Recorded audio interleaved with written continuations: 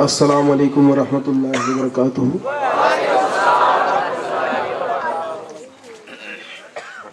نحمدہ سبحانہ تعالی ونصلی وسلم علی رسولہ الکریم والعاقبۃ للمتقین والصلاۃ والسلام علی رسولہ سید الکونین رسول الثقلین محمد مصطفیٰ صلی اللہ تعالی علیہ وعلی آلہ وصحابہ وازواجہ وذریاتہ واہل بیتہ اجمعین۔ اما بعد، قال اللہ تبارک وتعالی فی القرآن العظیم اعوذ باللہ من الشیطان الرجیم بسم اللہ الرحمن الرحیم۔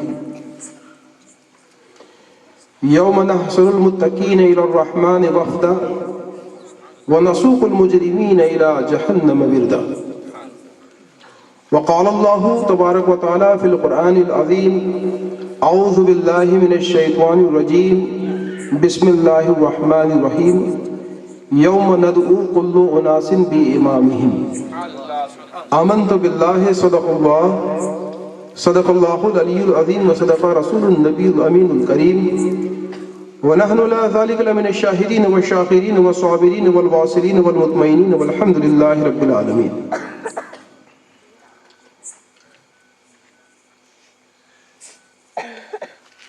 سوکھڑا کی اس سرزمین پر سب سے پہلے خراج عقیدت پیش کرتا ہوں جن کا آج عرش مبارک ہے، حضرت سیدنا رادو پیر شاہ علیہ رحمت و رضوان، اور ساتھ میں ہی بزرگ سادات کرام سید پیارے بابا صاحب، سجادہ نسین امبیٹا شریف حضرت سید ضیاء الدین بابا صاحب، سلسلے قادریہ کے سجادہ بابا صاحب، دیگر سادات کرام، علماء کرام، اور ابھی جن کو آپ نے سنا اور قبرستان کے ایک نیک مقصد کے لیے نظر و نیاز کو پیش کیا، اللہ سے قبول فرمائے۔ ایسے حضرت حسام بن ثابت، ایک صحابی رسول کے جانشین اور ان کے وارث نعت خوان کو آپ نے، ان کے وارث ہی تو ہیں،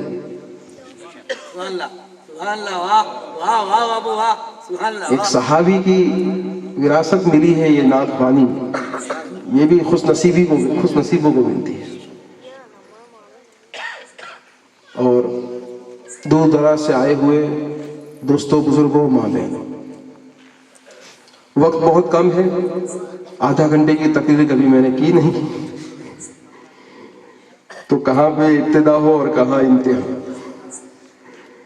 لیکن انشاءاللہ وقت کی قلت کو دیکھتے ہوئے المختصر اپنی کچھ باتوں کو آپ کے سامنے پیش کرتے ہوئے الوداع کہیں گے انشاءاللہ۔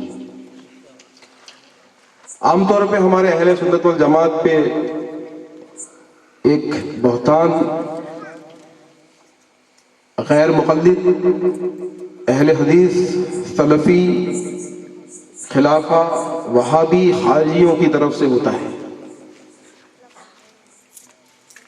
کہ بھئی ہماری جو دین کی بنیاد ہے وہ قرآن اور حدیث پر ہے، بات بات میں قرآن شریف اور بخاری شریف کو پیش کریں گے، لیکن الحمدللہ ہمیں یہ ناز ہے کہ اہل سنت والجماعت، سنی صحیح العقیدہ، صوفیاء کرام کا جو مشرب ہے یہ قرآن اور احادیث کی مضبوط بنیادوں پر ہے، اور ایک ایک عقیدے کے لیے تمہیں بے شمار آیات اور احادیث صحیح روایت سے ملیں گے۔ اپنی اس بات کو پیش کرنے کے لیے میں نے حمد و صلوات کے بعد جن دو آیات کریمہ کو تلاوت کرنے کا شرف حاصل کیا، آئیے اس کے باب میں کچھ گفتگو کی جائے۔ اس سے پہلے عقیدت اور محبت کے ساتھ سرور دو عالم نور مجسم احمد مجتبی محمد مصطفیٰ صلی اللہ علیہ وسلم کی بارگاہ بے کس پناہ میں اس روایت کے تحت کہ اللہ رب العزت نے ایک فرشتہ ہماری پیشانی میں روز ازل سے مقرر فرمایا ہے، جو فرشتے کی ڈیوٹی ہی یہ ہوتی ہے کہ جب ہم درود پڑھتے ہیں تو چاہے وہ مشرق و مغرب میں ہو، سمندر یا صحرا میں ہو، تمہاری پیشانی سے نکل کر سوکھڑا کی سرزمین سے تمہاری پیشانی سے نکل کر مدینہ منورہ میں روضہ رسول پاک صلی اللہ علیہ وسلم میں قبر اطہر میں حاضر ہو کر تمہارے والد اور تمہارے دادا اور تمہارے نام کے ساتھ اس درود کو پیش کرتا ہے۔ اس سے بڑی خوش نصیبی ہم عاشقوں کے لیے اور کیا ہو سکتی ہے؟ آئیے اس حقیقت کو مد نظر رکھتے ہوئے، کیونکہ جو عام طور پہ تم ایک سسٹم کے طور پہ درود بھیجو گے تو سسٹم کے مطابق فرشتے جا کے اس درود کو پہنچائیں گے، لیکن قربان جائیں حیات النبی کے، حاضر و ناظر نبی کے، کہ سرکار دو عالم صلی اللہ علیہ وسلم نے فرمایا کہ جو درود محبت کے ساتھ بھیجے جاتے ہیں ان درود کو میں بنا فرشتوں کی درمیان گیری کے خود اپنے دست مبارک سے قبول فرماتا ہوں۔ تو اگر آپ چاہتے ہیں کہ سرکار اپنے دست مبارک سے وہ درود کو قبول فرمائے، انشاءاللہ اگر ایک ایسا بھی درود زندگی میں ہوگا تو وہ نجات کے لیے کافی ہوگا۔ تو آئیے محبت کے ساتھ درود پاک پیش کریں۔ اللہم صلی علی سیدنا محمد وعلی آل سیدنا محمد کما تحب وترضى ان تصلی علیہ صلاۃ و سلام علیک یا سیدی یا رسول اللہ۔ اللہ رب العزت نے قرآن پاک میں اس آیت کریمہ کو بیان فرمایا، یوم نحشر المتقین الی الرحمن وفدا، یوم قیامت کے روز۔ یہ جو دونوں میں نے آیات پیش کی ہے، دونوں یوم قیامت کے روز کے حالات اور میدان محشر کے متعلق ہے، جہاں فیصلہ ہونا ہے، جہاں حساب و کتاب ہونا ہے، اور اسی کے لیے ہم یہ پوری زندگی کی عبادت، ریاضت یا ہماری نجات کا جو بھی دار و مدار ہے یہ میدان محشر کے لیے ہے، اور اسی کے متعلق یہ دونوں آیات کریمہ قرآن پاک میں۔ یوم یعنی یوم قیامت کے روز، یوم نحشر المتقین الی الرحمن وفدا، یوم قیامت کے روز ہم متقین کو، پرہیزگاروں کو، اللہ والوں کو، اللہ کے برگزیدہ محبوب بندوں کو، جن کا ہم وسیلہ طلب کرتے ہیں، رات دن ہم جن کو ندائے یا کے ساتھ پکارتے ہیں، ایسے اللہ والے، ان کی تعریف میں اللہ رب العزت نے یہ بیان فرمایا ہے یہ آیت کریمہ میں، یوم نحشر المتقین الی الرحمن وفدا، یوم قیامت کے روز ہم پرہیزگاروں کو شوار کر کر بہشت میں لے جائیں گے۔ دیکھو بہت بڑی بات ہے، اشارہ، شوار کر کے لے جائیں گے، ایسے کہ ویسے نہیں لے جائیں گے۔ کیسے لے جائیں گے؟ عمدہ سواری کے ساتھ ان کو لے جایا جائے گا، اور وَنَسُوقُ الْمُجْرِمِينَ إِلَىٰ جَهَنَّمَ وِرْدًا، اور مجرموں کو، گنہگاروں کو جہنم کی طرف ڈال دیا جائے گا، ان کو گھسیٹتے ہوئے لے جائیں گے جہنم کی طرف، جبکہ ایسے برگزیدہ بندے ہوں گے، ایسے اللہ والے ہوں گے کہ جن کو اللہ رب العزت ایک سواری میں میدان محشر میں بہشت میں لے جائے گا۔ اب یہ تو آیت کریمہ ہوگی، آئیے میں اس کی تفسیر آپ کو پیش کرتا ہوں حجت الاسلام امام محمد غزالی علیہ رحمت و رضوان کی۔ امام غزالی کون نہیں جانتا؟ 1000 سال پہلے ایک ایسے امام ہو گئے کہ شب معراج موسیٰ علیہ السلام کے سامنے امت محمدیہ صلی اللہ علیہ وسلم کی بارگاہ میں سے حضور صلی اللہ علیہ وسلم نے امت محمدیہ میں سے اگر ایک عالم کو پیش کرنے کی بات آئی تو حجت الاسلام امام محمد غزالی کی روح کو پیش کیا۔ یہ مقام ہے امام غزالی کا۔ امام غزالی منہاج العابدین میں اس کی صرف تفسیر نہیں کرتے بلکہ اس کی سند میں ایک طویل حدیث آپ نے نقل فرمائی، جس کا خلاصہ، کیونکہ میرے پاس وقت بہت کم ہے، خلاصہ آپ کے سامنے میں بیان کرتا ہوں کہ یہ آیت کریمہ لکھ کر اس کی سند میں آپ نے ایک حدیث پاک پیش کیا کہ رسول پاک صلی اللہ علیہ وسلم نے اس آیت کریمہ کے تحت فرمایا کہ آؤ ہمارے آقا سرور دو عالم صلی اللہ علیہ وسلم کیا بیان فرماتے ہیں۔ فرمایا یوم قیامت کے روز رسول پاک صلی اللہ علیہ وسلم نے فرمایا جب اسرافیل علیہ السلام سور پھونکیں گے اور پھر سے ہماری قبروں سے ہم کو زندہ کیا جائے گا، جو جسم قبر میں ختم ہو گیا تھا، فنا ہو گیا تھا، وہ پھر سے وہی جسم کو، وہ پارٹیکلز کو، ان ذروں کو ملا کر اللہ رب العزت اس جسم کو قائم کرے گا۔ اس وقت کا یہ عالم ہوگا کہ مجرموں کو تو جہنم کی طرف فرشتے گھسیٹتے ہوئے لے جائیں گے، لیکن یہ جو کہتے ہیں نا تم ان کا وسیلہ لیتے ہو، یا کہہ کر پکارتے ہو، ان کے مزارات پر جاتے ہو، ہیں کیا اللہ کافی نہیں ہے؟ کیوں ان کی بارگاہ میں جاتے ہو؟ اللہ نے انہیں کیا سعادت عطا فرمائی ہے؟ آؤ قرآن سے پوچھتے ہیں، قرآن سے پوچھتے ہیں کہ اللہ نے انہیں کیا سعادت عطا فرمائی ہے۔ ہم نے ایسے غیر مقلدوں کو ہم نے یہ کہتے ہوئے بھی سنا ہے کہ وہ کہتے ہیں کہ میدان محشر میں تو بڑے بڑے بزرگ جو ہوں گے، محبوب سبحانی یا جسے تم غریب نواز کہتے ہو، وہ بنا لباس کے ہوں گے۔ استغفر اللہ، اس طریقے کی توہین کرتے ہیں انہیں۔ ہم قرآن کی اس آیت کریمہ سے جواب دیتے ہوئے کہتے ہیں کہ اے غیر مقلدوں، اے خارجیوں، اے وہابیوں، اے یزیدیوں، تمہارے عقیدے تو ان بنیاد پہ ہے کہ جس کے ثبوت کے لیے تمہارے پاس آیت کریمہ تو نہیں ہے، بلکہ کوئی ایک ضعیف حدیث بھی نہیں ہے، ایک ضعیف حدیث بھی نہیں ہے اس بات کو ثبوت کے طور پہ پیش کرنے کے لیے۔ لیکن الحمدللہ ہم تمہارے پاس اللہ رب العزت کا کلام قرآن پاک پیش کرتے ہیں، پھر تو حق اور باطل کا فیصلہ ہو جائے گا کہ سنی صحیح ہے یا وہابی صحیح ہے۔ فرمایا یوم نحشر المتقین الی الرحمن وفدا، وفد بھیجا جائے گا ان پرہیزگار، ان اللہ والے برگزیدہ محبوب بندے، کوئی سواری کوئی وفد، وہ سواری بھی کیسی ہوگی پتہ ہے؟ حدیث پاک میں آیا ہے دوستو، امام غزالی لکھتے ہیں کہ وہ سواری بھی ہوگی سبز براق والی سواری، براق کی سواری بھیجی جائے گی، عمدہ سواری بھیجی جائے گی، اور ایسے کے ویسے نہیں بھیجی جائے گی، اس کے ساتھ ایک جنتی لباس بھیجا جائے گا۔ اس محبوب برگزیدہ بندے کے لیے، اس اللہ والے کے لیے ایک نورانی لباس بھی جنتی بھیجا جائے گا، امامہ شریف بھیجا جائے گا، تاکہ وہ اٹھے قبر سے، تاکہ وہ قبر سے اٹھے تو صرف کفن میں نہ ہو۔ تم لباس کی بات کرتے ہو، اللہ رب العزت جنت کا نورانی لباس براق کی سواری کے ساتھ، سبز پروں والی سواری کے ساتھ، امامہ شریف کے ساتھ بھیجے گا۔ یعنی وہ اللہ والے کے مزار پر وہ فرشتہ، وہ براق کی سواری جائے گی، جیسے ہی وہ قبر سے نکلیں گے انہیں وہ جنتی لباس پہنایا جائے گا، وہ امامہ شریف پہنایا جائے گا۔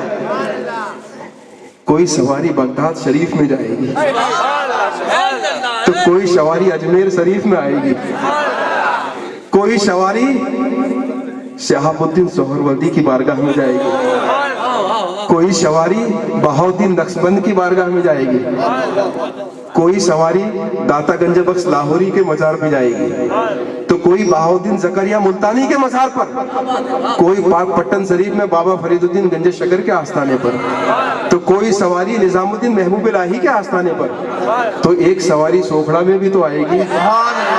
نعرے تکبیر، نعرے رسالت، جشن رادو پیر سرکار، جشن رادو پیر سرکار، نعرے تکبیر، نعرے رسالت۔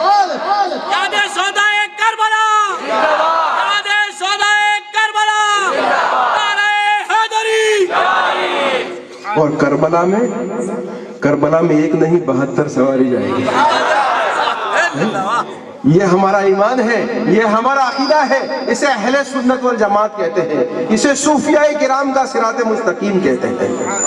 دوستو کوئی قصہ کہانی نہیں ہے، ہماری عقیدت قرآن اور احادیث کی مضبوط بنیادوں پر ہے۔ معاملہ یہیں سے ختم نہیں ہوتا، معاملہ یہیں سے ختم نہیں ہوتا۔ جب اس ولی کامل کو، اس محبوب برگزیدہ بندے کو سبز پروں والی براق کی سواری میں سوار کیا جائے گا، اللہ کے رسول صلی اللہ علیہ وسلم فرماتے ہیں دوستو، یہ اللہ کے رسول صلی اللہ علیہ وسلم بیان فرماتے ہیں، امام غزالی نقل کرتے ہیں، اس کے بعد وہ سواری اس کی قبر سے اڑے گی، چاہے وہ دنیا کے کسی بھی گوشے میں ہو، وہاں سے اڑے گی اور وہ براق کی سواری اڑتی اڑتی اڑتی اڑتی اڑتی میدان محشر تک پہنچ جائے گی۔ لیکن قرآن میں تو اللہ رب العزت نے یہ فرمایا، جہاں مجرموں کی بات آئی تو یہ کہا وَنَسُوقُ الْمُجْرِمِينَ إِلَىٰ جَهَنَّمَ وِرْدًا، مجرموں کی رسائی کہاں تک بتائی؟ جہنم تک۔ لیکن جب برگزیدہ محبوب بندوں کی بات آئی تو جنت کی بات نہیں کہی۔ قرآن پاک میں یہ نہیں کہا کہ ان کو بہشت میں لے جایا جائے گا یا میدان محشر میں لے جایا جائے گا۔ یوم نحشر المتقین الی الرحمن، الی الرحمن، رحمان کی بارگاہ میں لے جایا جائے گا۔ ارے بہشت، ایسی ہزاریں بہشت رحمان کی بارگاہ میں قربان ہے، ایسی ہزاروں بہشت، ایسی ہزاروں جنتیں رحمان کی بارگاہ سے بارگاہ پہ قربان ہے۔ رحمان کی بارگاہ بھی تو کیسی بارگاہ ہوگی؟ میدان محشر ایک طرف، میزان عمل ایک طرف، حوض کوثر ایک طرف، پل صراط ایک طرف، اور کوئی کہتا ہے 500 سال کی سفر، 500 سال کا دن، اور وہاں کا ایک دن یہاں کے 1000 سال، اور وہ بھی حساب کتاب سے پہلے گرمی میں، تپتے سورج میں۔ یہ عالم کہ انبیاء نفسی نفسی کہے، اور الحمدللہ یہ امتیان محمد صلی اللہ علیہ وسلم کے برگزیدہ اولیاء کرام کی شان دیکھو کہ قرآن پاک جس کی گواہی دیتا ہے کہ یہاں سے براق کی سواری نکلی تو گئی کہاں؟ پہنچی کہاں؟ میدان محشر میں نہیں، میزان عمل پر نہیں، پل صراط کی دہلیز پر نہیں، سیدھی بہشت کے دروازے پر، سیدھے امام غزالی نقل کرتے ہیں کہ سیدھی بہشت کے دروازے پر۔ جب بہشت کے دروازے پر یہ شواریاں وہاں کے رضوان فرشتے دیکھیں گے، وہاں بھی تو رضوان ہے، گیٹ مین ہے وہاں بھی، تو وہ سوچیں گے بھائی ہمارے پاس جو ٹائم ٹیبل ہے اللہ نے دیا ہوا ہے، اتنا سال تو میدان محشر میں گزرنا ہے، اتنے سال تو حساب کتاب میں گزرنے ہیں، اتنے سال تو پل صراط پہ گزرنے ہیں، بھائی یہ کون ہے؟ اتنی جلدی آ گئے، اتنی جلدی آ گئے، وہ حیران ہو جائیں گے کہ اتنی جلدی یہ کون ہے بھائی، یہ سواریاں کہاں سے آ گئی؟ تو آپس میں فرشتے گفتگو کریں گے، جنت کے رضوان فرشتے آپس میں گفتگو کریں گے، یہ کون ہے؟ کوئی ایک فرشتہ کہے گا، حدیث میں ہے، رسول پاک صلی اللہ علیہ وسلم فرماتے ہیں، کوئی ایک فرشتہ کہے گا لگتا ہے کہ امتیان محمد ہے۔ کیا لگتا ہے؟ دور سے دیکھ کر تو یہی لگ رہا ہے کہ امت محمد صلی اللہ علیہ وسلم سے ہے۔ وہ فرشتے قریب جائیں گے اور ان اہل اللہ سے سوال کریں گے، پوچھیں گے تم کون ہو؟ وہ کہیں گے ہم تو مسلمان ہیں۔ فرمایا تم کس امت سے ہو؟ فرمایا کہ امت محمد سے ہے۔ بولے آپ میدان محشر سے ہو کے آئے؟ فرمایا نہیں۔ اعلیٰ وزن ہو، تمہارا وزن ہو گیا میزان عمل پہ، تمہارا جو کرامن کاتبین والا یہ جو معاملہ ہے نیکی بدی کا، کیا وہ ہو گیا؟ فرمایا کہ نہیں۔ بولے پل صراط سے گزرے؟ فرمایا کہ نہیں۔ تو بولے یہاں آ گئے ڈائریکٹ، یہ جو کہتے ہیں نا کہ ڈائریکٹ، یہ وسیلے والے ڈائریکٹ جائیں گے، وسیلے والے کیسے جائیں گے؟ ڈائریکٹ جائیں گے، اور یہ ڈائریکٹ والے بنا وسیلے کے جہنم میں ڈال دی جائیں گے، یہ سیدھے ڈائیورٹ ہو جائیں گے۔ حالانکہ میں یہ بات تو مانتا ہوں اور اپنے سروں پر چڑھاتا ہوں کہ ان کا بھی حساب کتاب نہیں ہوگا، ان کا بھی حساب کتاب نہیں ہے، یہ بھی میزان عمل پہ نہیں جائیں گے، بھائی ان کے لیے بھی پل صراط نہیں ہے۔ اور میں ذمہ داری کے ساتھ کہہ رہا ہوں، ثبوت کے ساتھ کہہ رہا ہوں۔ آپ کہیں گے بھائی کیسے؟ میں نے بولا میں سیدھا کہتا ہوں بھائی پرائمری اسکول میں پاس ہوگا وہ کہاں جائے گا؟ ہائی اسکول میں پاس ہوگا وہ کہاں جائے گا؟ کالج میں۔ اب پرائمری میں جو فیل ہو جائے وہ ہائی اسکول میں جائے گا؟ بولو پرائمری اسکول کون سی ہے؟ پرائمری اسکول کون سی ہے؟ قبر میں 3 دوران ہے، 3 اسٹینڈرڈ ہے۔ پہلا اسٹینڈرڈ ماں ربو کا، کیا آئے گا؟ ماں ربو کا۔ دوسرا سوال ماں دینوں کا، پاس۔ تیسرا سوال ما کنت تقول بہذا رجل محمد صلی اللہ تعالی علیہ وسلم، بخاری شریف کی حدیث۔ بخاری کرتے ہو، ہم بخاری ہی پیش کرتے ہیں، اور اس میں حدیث کے لفظ سنو، ما کنت تقول بہذا رجل محمد صلی اللہ تعالی علیہ وسلم، اس مرد محمد کے بارے میں دنیا میں تم کیا خیال رکھتے تھے؟ دنیا میں کیا عقیدت رکھتے تھے؟ حاضر و ناظر مانتے تھے، علم غیب والا مانتے تھے، شفاعت والا مانتے تھے، نور والا مانتے تھے، وسیلے والا مانتے تھے، کیا خیال رکھتے تھے؟ اور اس میں لفظ رسول پیش کیا، مرد یعنی روح اور جسم کی اجماع، یعنی میرے سرکار کا جسم بھی ہوگا اور روح بھی ہوگی۔ سوال میں ہی جواب موجود ہے۔ اب ان کا حال کیا ہوگا؟ پہلا ہی سوال ہوگا، میں نے آپ کو کہا مجھے ثابت کرنا ضروری ہے کہ حساب کتاب ان کا کیوں نہیں ہے۔ پہلا جب سوال ہوگا، پہلو دورن میں جب داخل پرویش کرتے تو یہ سوال پوچھیں گے ماں ربو کا، تمہارا رب کون سا ہے؟ تو بخاری شریف کی حدیث کہہ رہی ہے کہ اس وقت شیطان مردود ایک روشنی والی صورت دکھائے گا، بخاری شریف کی حدیث، اور یہ کہے گا اشارہ کر کر اس مردہ کو،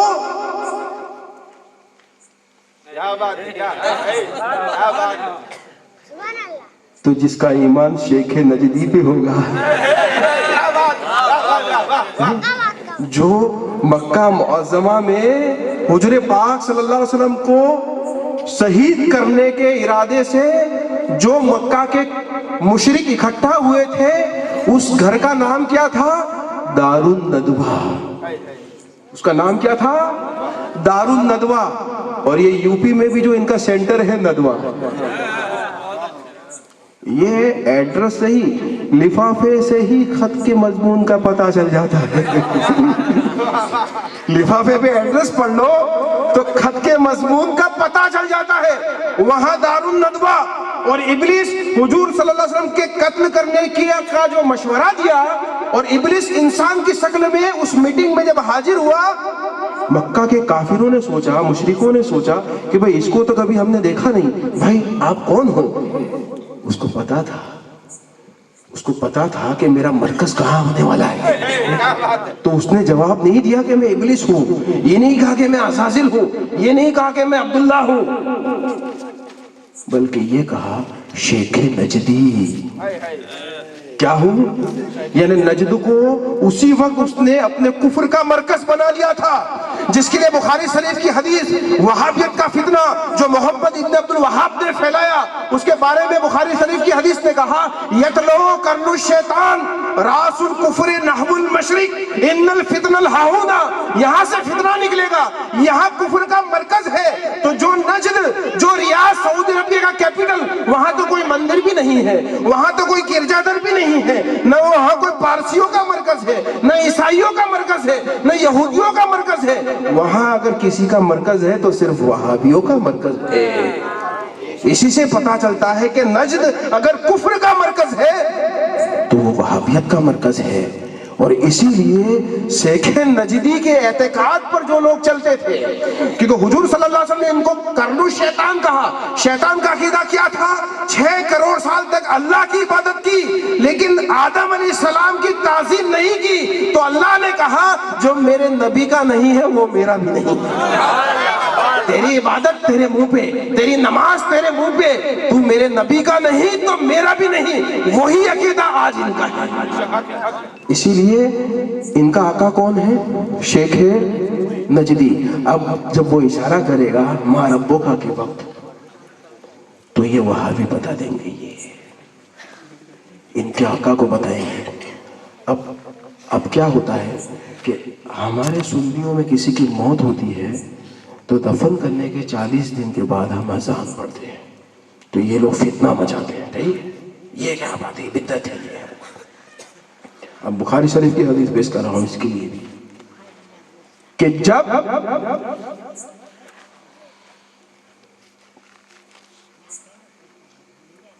اذان پڑھی جاتی ہے تو شیطان 36 میل دور بھاگ جاتا ہے اور اس کے کان میں پگھلا ہوا شیشہ ڈالا جاتا ہے۔ بات صحیح ہے؟ اور حضور صلی اللہ علیہ وسلم اللہ اکبر تو پڑھتے ہی رہتے تھے میت کو دفنانے کے بعد بھی، کئی وقت تک پڑھتے رہتے تھے اللہ اکبر، یہ حدیث میں آیا۔ اب اذان پڑھے تو شیطان اب یہ کہتا ہے کہ اذان نہیں پڑھنی چاہیے۔ کیوں نہیں پڑھنی چاہیے؟ اگر اذان پڑھیں گے تو ان کا آقا بھاگ جائے گا، ان کا خدا بھاگ جائے گا، اسی لیے اذان ان کے نصیب میں، اور ہم چاہتے ہیں کہ وہ بھاگے تاکہ ہم تو اس خدا وحدہ لا شریک کو اپنا معبود کر سکیں۔ ہم توحید پہ ہمارا اعتقاد ہے، ہم توحید کیا ہم کو سکھائیں گے؟ توحید میں ہمارے صوفیاء کرام فنا ہو گئے اللہ کی ذات میں، اللہ اللہ کرتے فنا ہو گئے، وہی زندہ رہے جو مر گئے یاد الہی میں حیات زاودہ آب بقا اللہ کی اللہ۔ اب وہ شیطان کو اگر اشارہ کر دیا، پہلا دورما فیل، پھر دوسرے سوال کا تو سوال نہیں پیدا ہوتا، کیونکہ وہیں سے فرشتے نے چالو کر دیا،